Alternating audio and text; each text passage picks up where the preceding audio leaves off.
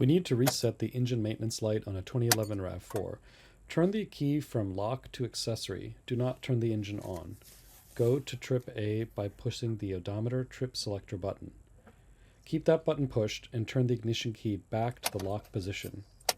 Next, turn the ignition key back to accessory, keeping that odometer trip button held down.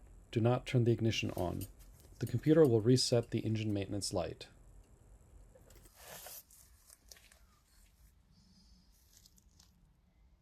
If you found this video helpful, please leave a comment, give a thumbs up, consider subscribing to this channel, and click on the bell icon for future updates.